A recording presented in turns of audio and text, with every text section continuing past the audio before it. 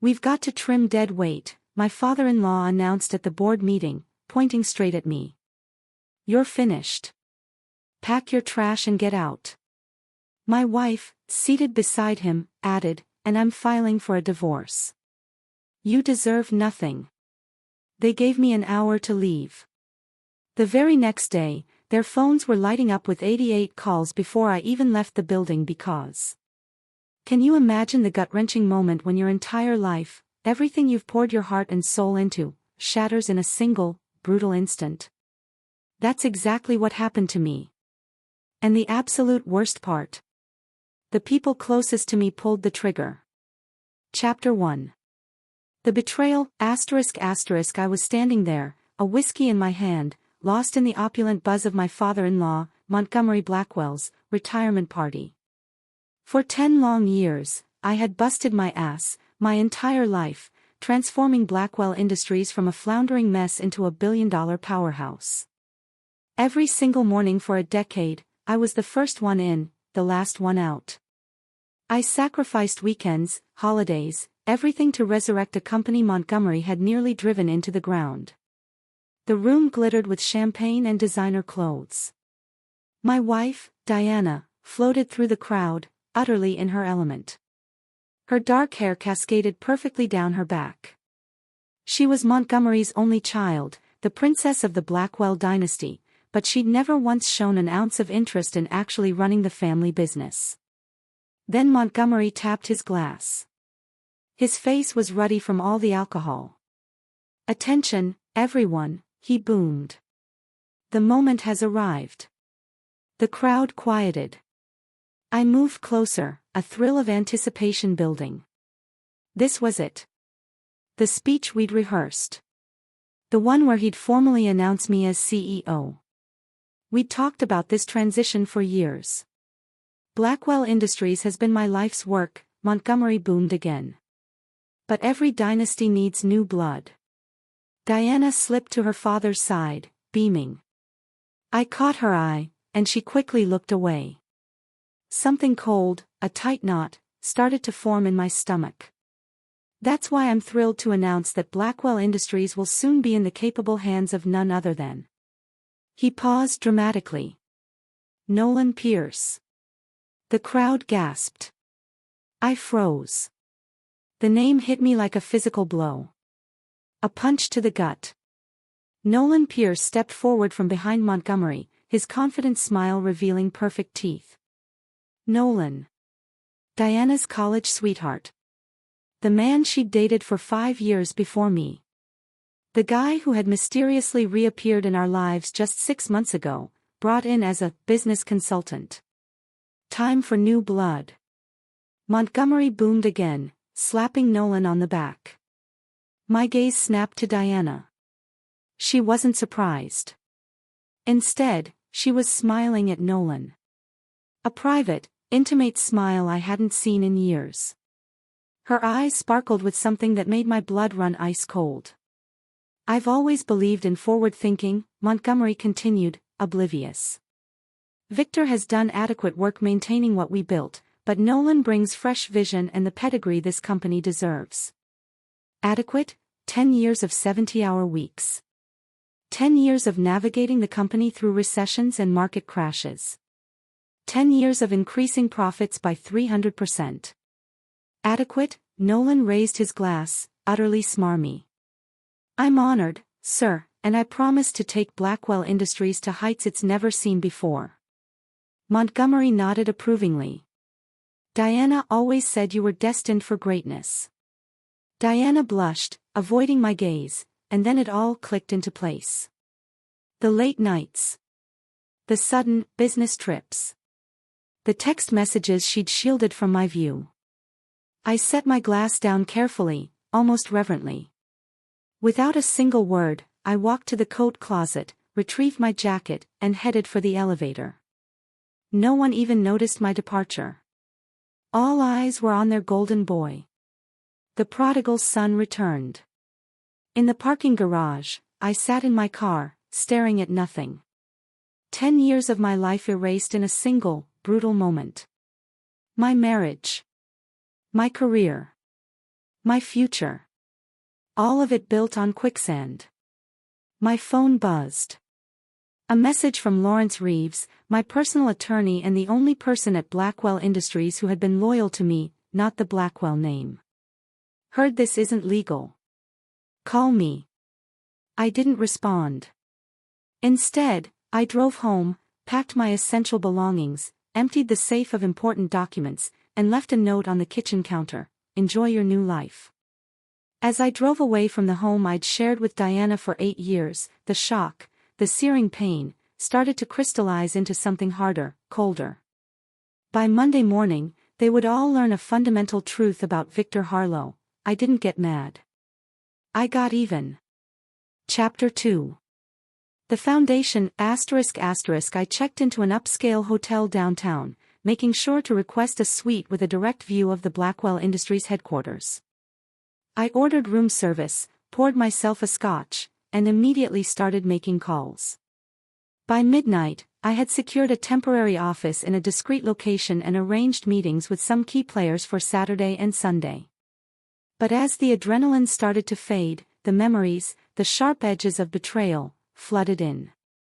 I sat by the window, watching the city lights blur, remembering how it all began. 12 years ago, I was a rising star at Meridian Capital, known for salvaging failing companies. Montgomery Blackwell, desperate, had approached me to save his floundering family business. I was reluctant. Blackwell Industries was practically unsalvageable. But then I met Diana. She had accompanied her father to the meeting, ostensibly as the company's marketing director, though I quickly realized she knew little about actual marketing. What she did know was how to command a room with her sheer presence. Tall, graceful, with intelligent gray eyes that missed nothing, Diana Blackwell had fascinated me from the first moment. My father's business means everything to our family, she told me over dinner that evening. We've been industry leaders for 3 generations. I can't bear to see it end with us. I, raised by a single mother who worked 2 jobs just to support me, was captivated by Diana's world, a world of family legacies and generational wealth. I had always built things for others. The idea of building something for myself, of being part of a legacy, was intoxicating. I took the job. Against all odds, I turned Blackwell Industries around. And somewhere in those exhausting first months, Diana fell in love with me. Or so I thought. We married after a whirlwind courtship. Montgomery had seemed pleased, even calling me the son I never had. For 10 years, I believed I had found my place, my family, my legacy. There had been warning signs, of course. Diana's reluctance to have children. Her father's subtle, constant reminders that I wasn't born into the business world. The way certain clients and partners were kept away from me, handled exclusively by Montgomery. And then there was Nolan Pierce. Diana had mentioned him occasionally, her college boyfriend, the one who got away. I'd never felt threatened. After all, I was her husband. Her choice. Then 6 months ago, Nolan had appeared at a charity gala. I remember Diana's reaction, the sudden flush in her cheeks, the nervous laughter. A week later, Montgomery hired Nolan as a consultant. Diana started working late, collaborating with Nolan on special projects. My phone rang, pulling me back to the present. Lawrence Reeves. Victor, we need to talk. What they're doing isn't just wrong. It's actionable. No, my voice was steady. But I'm not interested in legal remedies, Lawrence. What are you planning? I had a prenup drawn up that Montgomery insisted on. Ironic, isn't it? He was so concerned about Diana's inheritance that he never considered I might be the one getting betrayed. The prenup doesn't cover this situation, Victor. This is constructive termination, breach of contract, possibly fraud. I'm not filing lawsuits, Lawrence. I want something more comprehensive. Silence on the line. Then, be careful, Victor. You're angry now, but I'm not angry, I interrupted. I'm focused. After hanging up, I opened my laptop and pulled up a folder labeled Contingency. Inside were documents I had prepared years ago, right after the first time I overheard Montgomery questioning my suitability to lead Blackwell Industries permanently. I had survived an impoverished childhood and built myself from nothing. I hadn't reached my position by being naive. While the Blackwells saw me as an outsider, a useful tool, I had been quietly preparing for this day. Every contract I had negotiated, every client relationship I had cultivated, every innovation I had implemented, all could be weaponized. By dawn, I had made a comprehensive list of Blackwell Industries' vulnerabilities, Diana's secrets, and Nolan's weaknesses. I had spent a decade being underestimated. Now, they would learn the true cost of that mistake. Chapter 3. The preparation, ****. The weekend passed in a blur of meetings and intense preparations. I operated with surgical precision, my emotions locked away. On Saturday morning, I met with Vanessa Tucker, head of product development at Blackwell Industries and one of the few executives who respected me for my abilities rather than my marriage. "I can't believe Montgomery did this," Vanessa said, sliding into the booth at the quiet cafe I'd chosen. "Half the executive team is in shock." "Only half?" I asked with a grim smile. "The rest are Blackwell loyalists. They'll follow Montgomery off a cliff." "And where do you stand, Vanessa?" She met my gaze steadily. "I stand with the person who approved my innovations when Montgomery wanted to stick with outdated product lines. I stand with the person who promoted me when Montgomery said a woman couldn't handle the pressure." I nodded. "I need everything you have on Project Phoenix." Her eyes widened. "That's Nolan's baby. It's under triple encryption. Which is why I need you. You're the only one besides Nolan with full security clearance." She hesitated. "Victor, if I do this, there's no going back." "There's already no going back, Vanessa. Montgomery and Nolan made sure of that." By Saturday evening, I had the complete Project Phoenix files. Nolan's ambitious plan to pivot Blackwell Industries away from its core business into emerging markets. The plan was innovative, yes, but deeply flawed, built on assumptions and projections that completely ignored fundamental market realities. On Sunday, I met with Thomas Wolfe, a venture capitalist who had been trying to partner with Blackwell Industries for years, only to be repeatedly rebuffed by Montgomery. "Monty always was a short-sighted fool," Thomas said, reviewing the documents I had prepared. "But these projections, are you certain?" "I built Blackwell's financial models," I replied. "I know exactly how to break them." Thomas leaned back. "What you're proposing would effectively create a competitor that could overtake Blackwell Industries within 2 years. 18 months, I corrected. "And I'm not proposing a partnership, Thomas. I'm offering you the opportunity to invest in the ground floor of something revolutionary." By Sunday night, I had secured initial funding commitments, established a framework for a new company, and identified key Blackwell employees to recruit. I had also arranged for a detailed investigation into Nolan Pierce's professional history. Diana called 17 times over the weekend. I let each call go to voicemail. Her messages evolved from confused to concerned to angry. "Victor, where are you? We need to talk about what happened. Victor, please call me back. This isn't what you think. Victor, you're being childish. Come home so we can discuss this like adults." The final message, left Sunday evening, was particularly telling. "Daddy is furious about how you left the party. Nolan says you're being unprofessional.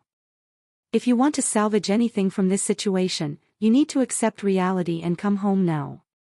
As midnight approached, I stood at the hotel window. Across the city, the Blackwell Industries tower stood illuminated, the company logo glowing against the night sky. Tomorrow, they expected me to crawl back, to accept my demotion gracefully, to stand beside my wife while another man took everything I had built. They were about to learn how badly they had misjudged me. Chapter 4. Monday morning, I arrived at Blackwell Industries at precisely 7:30 a.m., my usual time. I wore my best suit and carried my customary briefcase. To anyone watching, I appeared completely normal, except for the small moving crew that accompanied me to my office. Marjorie, my assistant for the past 8 years, stared in shock as the men began carefully packing my personal items. "Mr. Harlow, what's happening?" she asked, her voice barely a whisper. "A transition, Marjorie," I said, handing her an envelope. "Inside is a job offer. Double your current salary, full benefits, and stock options. The address is included. If you're interested, be there at 9 a.m. tomorrow." "But what about? Your loyalty to me over the years has been invaluable," I continued calmly. "Whatever you decide, I want you to know that I appreciate everything you've done." As word spread of my presence, executives started appearing at my door, their expressions ranging from curious to concerned. At 8:15, Nolan Pierce arrived, briefcase in hand, wearing a bespoke Italian suit I recognized, likely purchased with his new consulting fees. He faltered momentarily at the sight of the movers, then recovered his composure. "Victor, I was hoping we could talk." "By all means." I gestured to the chair across from my desk, the only furniture not yet packed. Nolan sat, his confident smile firmly in place. "Look, I know Friday night was awkward. For what it's worth, I pushed for Montgomery to handle the transition more delicately." "I'm sure you did," my voice revealed nothing. "Look, I understand you've put a lot into this company. No one's disputing that. But Montgomery feels, and I agree, that Blackwell Industries needs fresh perspectives to remain competitive." "Fresh perspectives," I repeated, "like Project Phoenix." Nolan's smile faltered just a touch. "You know about Phoenix." "I know it's built on fundamentally flawed market projections, overestimates revenue potential by approximately 40%, and ignores regulatory challenges in at least 3 key markets." Nolan leaned forward. "Those projections were prepared by top analysts." "My analysts," I corrected, "who were instructed to provide you with the data you wanted to see, not the data you needed to see." For the first time, uncertainty flickered across Nolan's face. "What are you saying?" "I'm saying that Project Phoenix, as currently formulated, will fail spectacularly, and you, as the new CEO, will be holding the bag when it does." Nolan's expression hardened. "This is pathetic, Victor. You're trying to sabotage the company because your ego can't handle being replaced." "Not replaced," I said quietly. "Betrayed. There's a difference." At that moment, Diana appeared in the doorway. She wore a cream-colored dress I had bought her for our anniversary. Her expression, a careful mask of concern. "Victor," she said, "you didn't come home." I looked at my wife, really looked at her, and wondered how I had missed the ambition burning behind those gray eyes, the cold calculation in her perfect smile. "I'm not coming home, Diana. I filed for divorce. Your father's attorneys will receive the paperwork this morning." Diana's mask slipped, revealing a flash of genuine fear. "You can't be serious. After everything we've built together." "That's just it," I said, standing. "I built. You and your father waited for the right moment to take it away." The movers finished packing the last of my belongings. I picked up my briefcase and walked to the door. Diana caught my arm. "Victor, please, we can work this out." Her voice dropped to a whisper. "Don't throw away 10 years over one misunderstanding." I gently removed her hand. "It wasn't a misunderstanding, Diana. It was a miscalculation." As I walked through the executive floor toward the elevator, I passed Montgomery's office. The old man stood in the doorway, his face flushed with anger. "Running away, Harlow. I always told Diana, you didn't have what it takes." Real Blackwells fight for what's theirs. I stopped. I couldn't agree more, Montgomery. And I'm about to show you exactly what that looks like. By 9:30 a.m., I had left the building for the last time. By noon, the documents dissolving my marriage were delivered to the Blackwell legal team. By 3 p.m., my new company, Phoenix Rising, was officially registered. And by 5 p.m., 7 key Blackwell Industries executives had tendered their resignations, effective immediately. The counterattack had begun. Chapter 5. Revelations, ****. Diana found me at my hotel that evening. I wasn't surprised. Her father had enough connections to track anyone in the city. You need a key card for the elevator, she said, slipping into the hotel bar where I sat reviewing documents.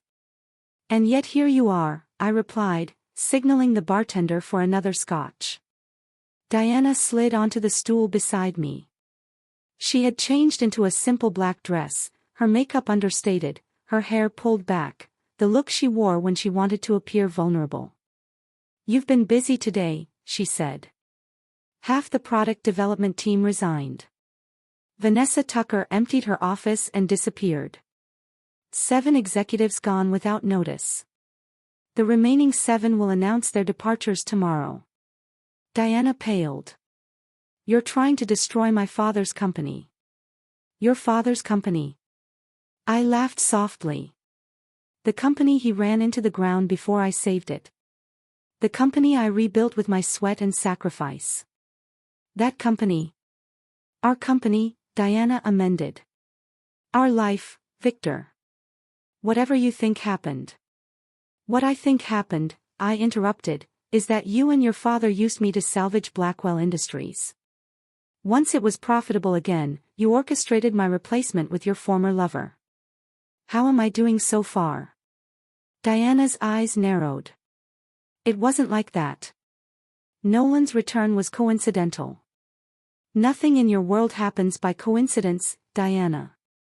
Your father taught you better than that. She reached for my hand. I withdrew it. Victor, please. I know you're hurt. I'm not hurt, Diana.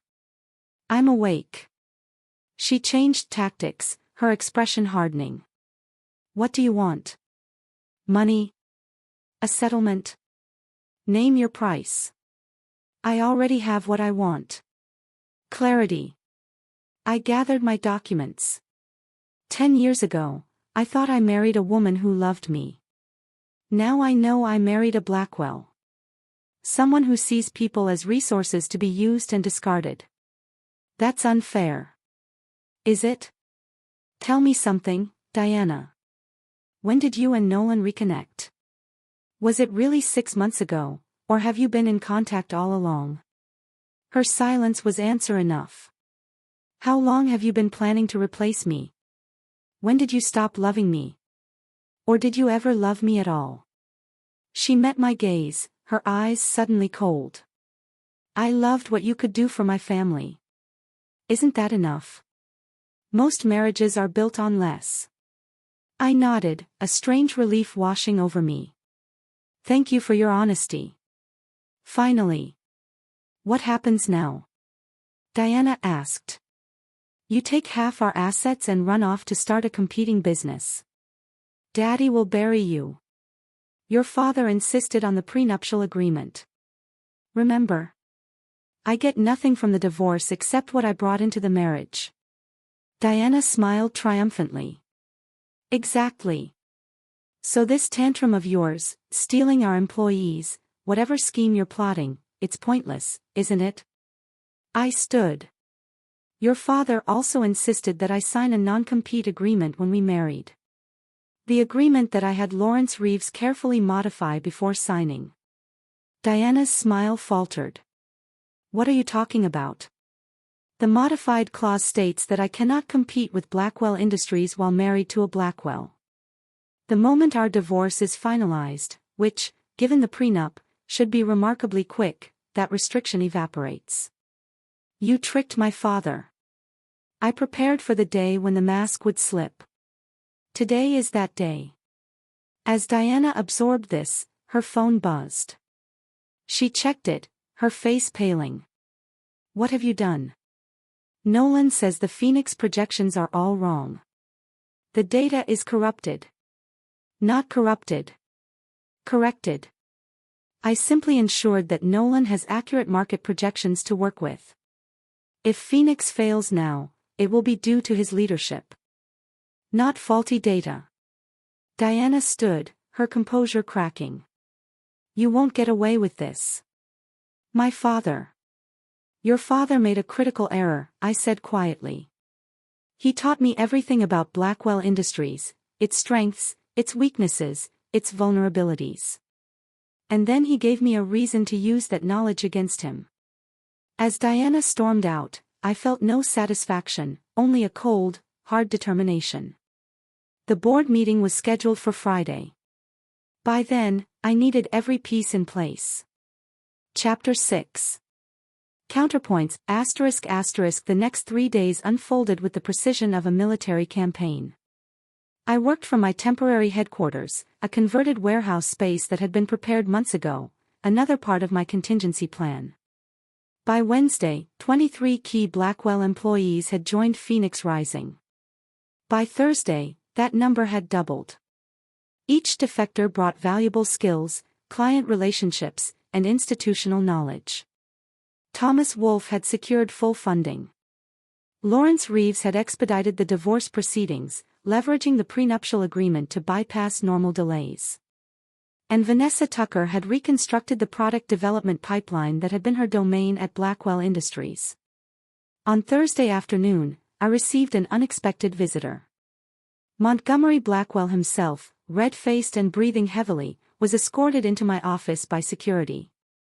You ungrateful parasite. Montgomery snarled. After everything I did for you. Please, Montgomery, save the righteous indignation for someone who still believes it. I remained seated. How did you find me? You think I don't have ways to track down traitors? I made you, Harlow. I can unmake you just as easily. I gestured to a chair. Sit before you give yourself another heart attack. Surprisingly, Montgomery complied, his breathing labored. What do you want? Is this about money, position, your precious ego? It's about consequences, Montgomery. Actions have them. So this is revenge. You're dismantling my company because I hurt your feelings. I leaned forward. I'm creating a competing company because you and your daughter violated my trust, manipulated me for a decade, and conspired to steal my work. The fact that it may destroy Blackwell Industries is simply collateral damage. Montgomery's face darkened. You won't succeed. The board meets tomorrow. I've already secured their support for Nolan's appointment and your termination for cause. For cause. I raised an eyebrow. On what grounds? Intellectual property theft, solicitation of employees, corporate espionage. Take your pick. Interesting charges. Considering I've taken nothing but my personal belongings and my own expertise. The employees who left made their own decisions. And as for espionage, well, that would require proof. Montgomery smiled nastily. Proof like Vanessa Tucker accessing confidential files before her resignation. We have the server logs, Victor. This was unexpected. I maintained my composure while mentally recalculating. Those files pertain to projects under her supervision. Projects that mysteriously disappeared along with her. The board will see it for what it is. Montgomery stood shakily. You've overplayed your hand, son. By this time tomorrow, you'll be facing criminal charges, not running a competing business. After Montgomery left, I called an emergency meeting with my core team. We've been compromised, I told them. Montgomery has evidence that could derail everything. What kind of evidence? Lawrence asked. Server logs showing Vanessa accessed Project Phoenix files before leaving. Vanessa paled. I was careful. You used your authorized credentials during normal working hours, which proves you accessed the files, but not why, I said. Montgomery's spinning it as intellectual property theft. Can he make that stick? Thomas asked. Lawrence frowned. Potentially, even the appearance of impropriety could trigger injunctions that would freeze our operations while the courts sorted out. Then we accelerate the timeline, I decided. The board meets at 2 p.m. tomorrow. We need to move before then. How? Vanessa asked. We're not ready to launch. We don't need to launch. We just need to control the narrative. I outlined my revised plan. By the time the meeting concluded, everyone had their assignments. The stakes had escalated, but so had my resolve. Montgomery had taught me another valuable lesson in business. As in war, the unexpected attack often succeeded where the telegraphed one failed. That night, I received a text from Diana. Is there still a way to fix this? I didn't respond. There was nothing to fix, only something to finish. Chapter 7. The board meeting Friday dawned clear and cold. I dressed meticulously in a suit I had never worn to Blackwell Industries, a subtle psychological detail that would register subconsciously with the board members.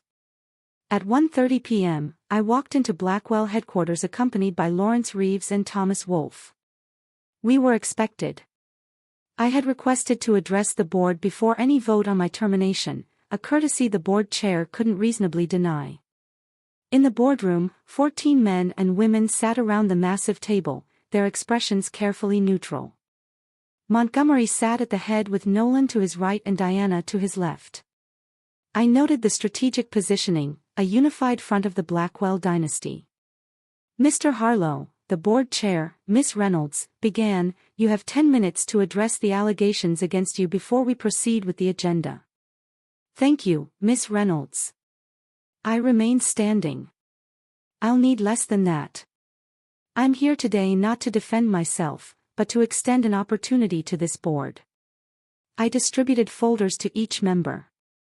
Inside, you'll find a detailed analysis of Project Phoenix, the initiative Mr. Pierce plans to spearhead as the new CEO. You'll also find accurate market projections, regulatory assessments, and competitive analyses. All information that was deliberately withheld from you. Nolan started to protest, but Montgomery silenced him with a gesture. Additionally, I continued, you'll find a prospectus for Phoenix Rising, my new venture. I paused, letting that sink in. The final page outlines our offer to acquire Blackwell Industries' core business lines at a premium of 30% over current market valuation. The room erupted in murmurs. Montgomery slammed his hand on the table. This is preposterous. You're attempting to steal my company after sabotaging it from within. I'm offering a lifeline, I corrected. Project Phoenix will fail. The market conditions are wrong. The regulatory environment is hostile, and the financial projections are fantasy. My analysis proves this conclusively. Your analysis is biased, Nolan interjected. You're desperate to undermine the company now that you've been replaced. I turned to the board. Consider the source of your information. Mr. Pierce has been on the Blackwell payroll for 6 months. I built this company for 10 years. Who has more incentive to present accurate data? Miss Reynolds, the board chair, studied the documents thoughtfully. These projections are significantly different from what we've been shown previously. Because they're accurate, I said. Mr. Pierce has been telling Mr. Blackwell what he wants to hear, not what he needs to know. Montgomery's face reddened dangerously. This is character assassination. Victor Harlow stole proprietary information, solicited our employees, and is now attempting to leverage that theft into a hostile takeover. Interesting accusation, I replied calmly, especially considering this. I handed Miss Reynolds another document. This is a forensic analysis of the server logs Mr. Blackwell plans to use as evidence against me. You'll note that the timestamps have been altered to suggest files were accessed after hours, when in fact they were accessed during normal business operations. Montgomery lunged to his feet. That's a lie. The digital signature doesn't lie, Montgomery. Someone modified those logs, and it wasn't me. All eyes turned to Montgomery, whose face had gone from red to ash white. Diana reached for her father's arm as he swayed. Dad, what's he talking about? Montgomery clutched his chest, his breathing labored. He's trying to confuse the issue. I watched dispassionately as Montgomery collapsed into his chair. Diana cried out, rushing to her father's side. Someone called for an ambulance. In the chaos, I approached Ms. Reynolds. The offer stands for 24 hours. After that, Phoenix Rising will proceed with our independent launch, and Blackwell Industries will face a competitor specifically designed to exploit its weaknesses. As paramedics rushed into the boardroom, I and my team quietly exited. In the elevator, Lawrence gave me a sidelong glance. Did you know he would react that way? Montgomery has a history of heart problems when under stress. It was a calculated risk. And if he dies? I met my friend's gaze evenly. Then Diana inherits his voting shares, which would make our negotiation more straightforward.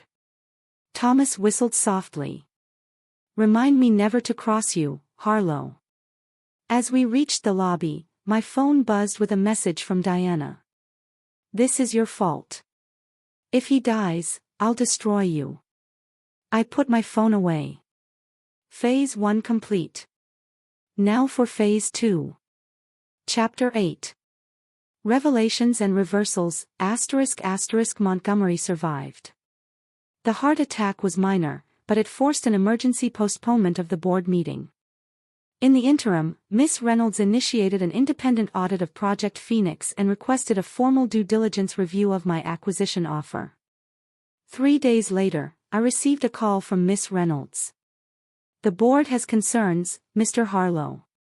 Your analysis of Project Phoenix appears sound, but there are questions about your funding, your team's capability to execute, and the long-term viability of your offer. Understandable concerns, I replied. I'm prepared to address them in detail. Good. The board will reconvene on Friday. In the meantime, Mr. Blackwell has been advised to rest.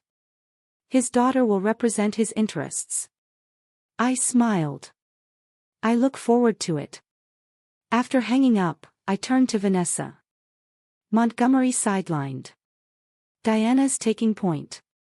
Is that good or bad for us? She asked. It's perfect. Diana understands the business, but she lacks her father's emotional connection to it. She'll make decisions based on her personal interests, not the company's legacy. You sound like you know her well, Vanessa observed. I was married to her for 10 years, I replied. I know exactly how she thinks. The next day, Diana requested a private meeting. I agreed to see her at my hotel, with Lawrence present as a witness. Diana arrived looking polished but tired, the strain of recent events evident in the tightness around her eyes. Victor. She nodded coolly. Lawrence. Miss Blackwell, Lawrence replied formally. Still Harlow, technically, Diana corrected, at least until the divorce is finalized. I gestured to the sitting area. What can I do for you, Diana? She sat, crossing her legs deliberately. You can explain what you hope to accomplish with this vendetta. It's not a vendetta. It's business. Business born from betrayal. Don't insult my intelligence, Victor. This is personal. Perhaps, I conceded. But my offer to the board is straightforward and financially sound. Diana leaned forward. And if I could offer you something more valuable than money? Lawrence shifted uncomfortably. Miss Harlow, I should advise you that any offer. Nolan is gone, Diana interrupted. I fired him this morning. I raised an eyebrow. On what grounds? Incompetence? Dishonesty? Take your pick. Diana's smile was brittle. Your analysis of Project Phoenix was correct. The board's independent audit confirmed it. Nolan was selling us a fantasy. And your father allowed this. Dad isn't thinking clearly. Hasn't been for some time. Diana hesitated. He's been diagnosed with early-stage dementia. We've kept it quiet, but it's affected his judgment, especially about people he trusts. I studied my soon-to-be ex-wife. And you're telling me this because I'm offering you what you really want. Your position back. CEO of Blackwell Industries, with complete autonomy. Dad will remain as figurehead chairman until his health forces a complete retirement. Lawrence cleared his throat. And what do you want in return, Miss Harlow? The dissolution of Phoenix Rising, the return of all Blackwell employees, and Diana met my gaze directly. The withdrawal of the divorce petition. I laughed softly. You want me to come back to you and to the company? It's the rational solution. You get what you wanted. The company retains its leadership and staff. The shareholders avoid disruption. And you? What do you get, Diana? Her expression hardened. Stability, security, the life we built together.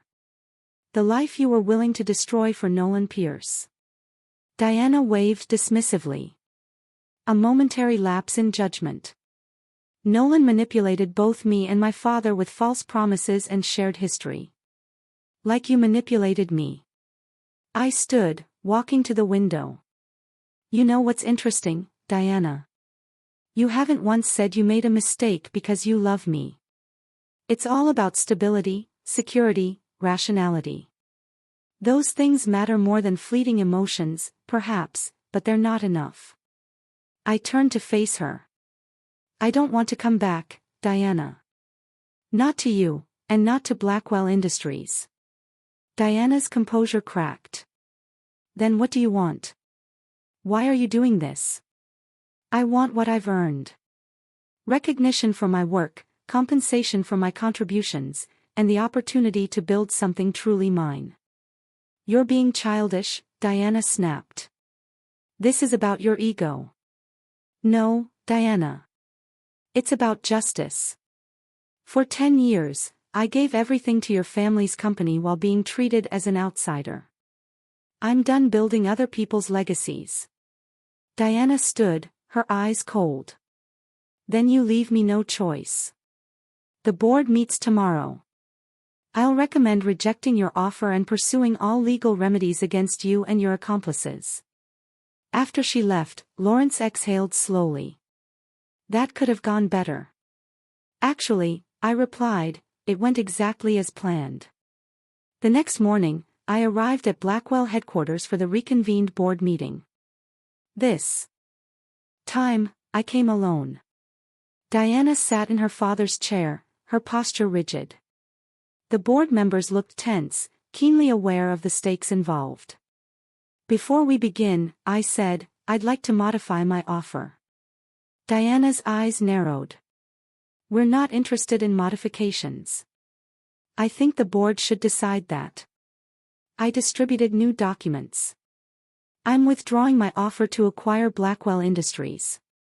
Instead, I propose a merger between Blackwell and Phoenix Rising, with a new corporate structure and leadership team. Miss Reynolds reviewed the proposal. This is unexpected. It's unacceptable. Diana interjected. After everything he's done. What I've done, I cut in, is assemble a team of Blackwell's most talented employees, secure significant venture funding, and create a viable alternative to a flawed strategic plan. The rational solution, as someone recently pointed out, is collaboration rather than conflict. As the board members discussed the proposal, Diana pulled me aside. What are you doing? She hissed. I offered you everything. You offered me what you thought I wanted, I corrected. You still don't understand what this is about, do you? Then explain it to me.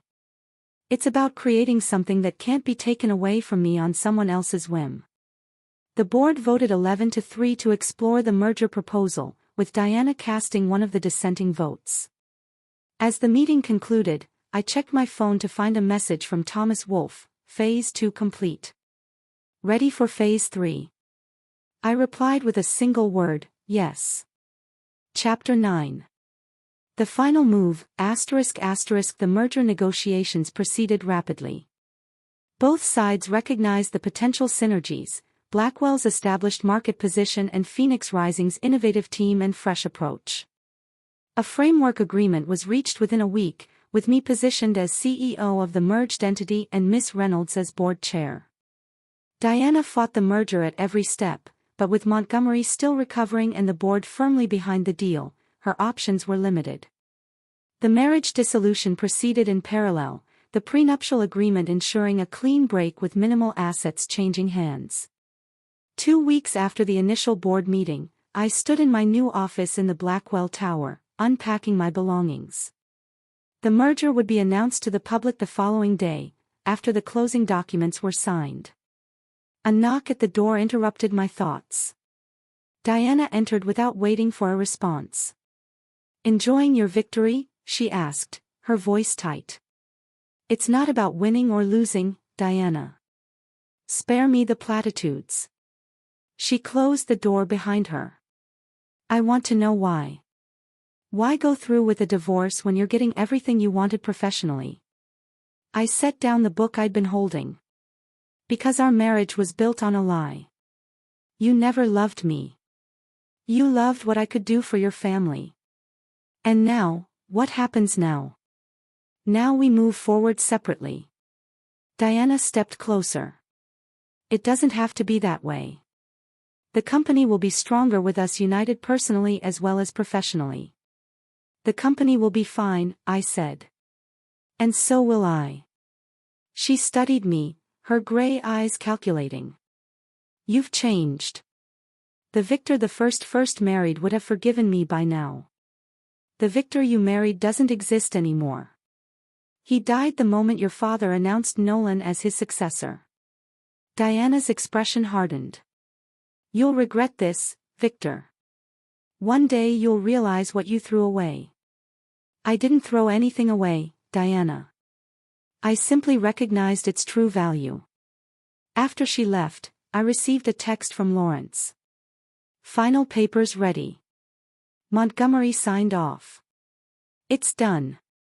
I smiled. "Almost done." The next morning, key executives from both companies gathered in the Blackwell boardroom for the merger signing ceremony. Montgomery had insisted on attending, despite his doctor's advice. He sat at the far end of the table, looking diminished, but still defiant. Diana arrived last, immaculately dressed, but visibly tense.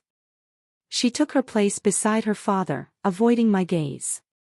Miss Reynolds called the meeting to order. "Today marks a historic moment for Blackwell Industries. The merger with Phoenix Rising represents not just a new chapter, but a new beginning." The legal teams distributed the final documents. I signed where indicated, then passed the papers to Thomas Wolfe, who did the same. When the documents reached Diana, she hesitated, pen hovering over the signature line. "Is there a problem, Miss Harlow?" Miss Reynolds asked. Diana looked directly at me. "I want a private word with my husband before proceeding." A murmur ran through the room. I nodded. 5 minutes. We stepped into a small conference room adjacent to the boardroom. Diana closed the door firmly. "What is this about, Diana?" "The terms are set." "Not all terms." Diana's voice was low. "Urgent. There's something you don't know. Something that might change your perspective." I sighed. "Whatever it is, it doesn't matter anymore." "It matters. I'm pregnant, Victor. 8 weeks." Diana placed a hand on her stomach. "Your child," I repeated, my voice flat. "Or Nolan's." Diana flinched. "How dare you? How dare I question the paternity when you were involved with your ex-boyfriend?" Is that really so unreasonable? It's yours, Victor. I can prove it with a paternity test if you insist. I studied her face, looking for signs of deception. Assuming it is mine, why tell me now? Why not use it as leverage earlier? Because I just confirmed it yesterday, and because... Diana hesitated. Because I thought you should know before making any final decisions. Final decisions like signing the merger agreement or finalizing our divorce. Both. Diana stepped closer. We could still make this work, Victor. For our child. I felt a momentary disorientation. The future I had once imagined. A family with Diana. A legacy beyond business, flickering into view. Then reality reasserted itself. If you're pregnant and if the child is mine, I'll fulfill my responsibilities as a father. But our marriage is over, Diana. Her face hardened. You deny our child a proper family out of spite. No, out of honesty. What kind of example would we set? Staying in a loveless marriage built on manipulation and lies. Love is overrated, Diana said bitterly. My parents didn't love each other. They had an arrangement that worked. And look how well that turned out. I moved toward the door. We should get back. They're waiting. Diana caught my arm. One more thing. If you proceed with this merger and this divorce, I'll contest both. I'll fight the merger on legal grounds and the divorce on the basis of your marital obligations to our unborn child. I'll tie everything up in court for years. I studied her. You'd risk the company's future out of pride. I'd risk anything to win, Victor. You taught me that. I laughed softly. No, Diana. Your father taught you that. I taught you something else, though you never learned the lesson. And what's that? Always have a contingency plan. I opened the door and returned to the boardroom, Diana following. All eyes watched us expectantly. Is everything resolved? Miss Reynolds asked. Not quite, I replied. There's been a development that affects our proceedings. I turned to Thomas Wolfe. Thomas, please distribute the alternate documents. Thomas opened his briefcase and removed a different set of papers. Diana watched in confusion as they were distributed. What is this? She demanded. Option B, I explained. A complete acquisition of Blackwell Industries by Phoenix Rising rather than a merger of equals. Montgomery struggled to his feet. This is outrageous. The board approved a merger, not an acquisition. The board approved the exploration of a merger, I corrected. The final terms were subject to negotiation and mutual agreement. I turned to Miss Reynolds. As it happens, Phoenix Rising secured additional funding yesterday, enough to make an all-cash offer for Blackwell Industries at a 40% premium to current market value. The board members murmured in surprise, reviewing the new documents. This is a trick. Diana protested. A last-minute bait and switch. It's business, I replied. The kind of business the Blackwells taught me. Miss Reynolds cleared her throat. Mr. Harlow, while this offer is certainly generous, the board would need time to properly consider it. Of course, take all the time you need, I said, gathering my papers, but be aware that the offer expires at close of business today, after which Phoenix Rising will proceed with its independent launch and direct competition with Blackwell Industries. As I walked out of the boardroom, Diana followed me to the elevator. You planned this all along, she accused. The merger proposal was just a feint. Not a feint. A contingency. The elevator arrived and I stepped inside.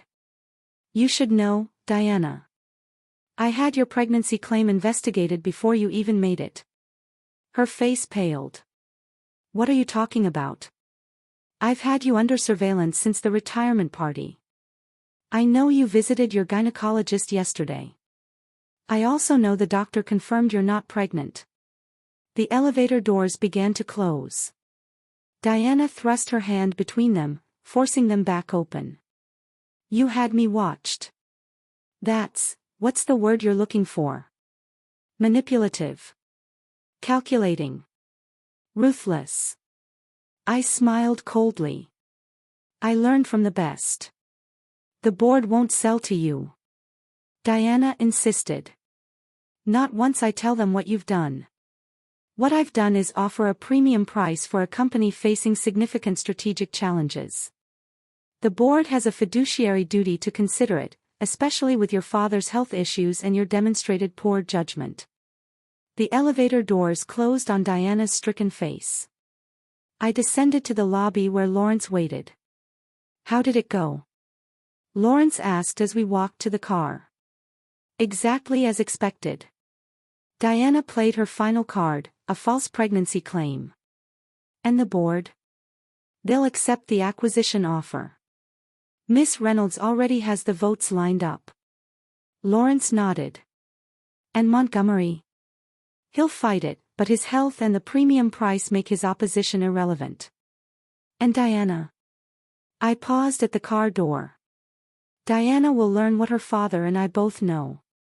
Everything has a price. 3 days later, the board of Blackwell Industries voted 12-2 to accept Phoenix Rising's acquisition offer. Montgomery Blackwell, in a rage, suffered a second, more severe heart attack and was hospitalized. Diana disappeared after the vote, reportedly traveling to Europe. Nolan Pierce accepted a position with a competitor on the opposite coast. 1 month after the acquisition closed, I stood in my office in what was now Phoenix Blackwell Industries, looking out at the city skyline. Lawrence entered with a folder. The last of the integration documents, he said, placing them on the desk. The transition is complete. Any word from the Blackwells? Montgomery is being moved to a long-term care facility next week. Diana has reportedly purchased a flat in London. I nodded.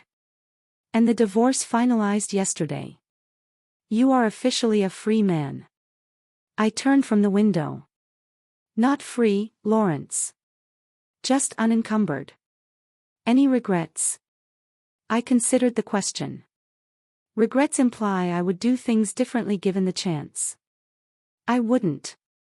Even knowing what it cost, especially knowing what it cost. I picked up the folder. Some prices are worth paying for clarity.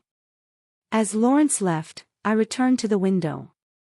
The Blackwell Industries sign had been replaced with the Phoenix Blackwell logo. A phoenix rising from flames, wings spread wide. It was, I thought, an appropriate symbol for my journey. Destruction is a prelude to rebirth.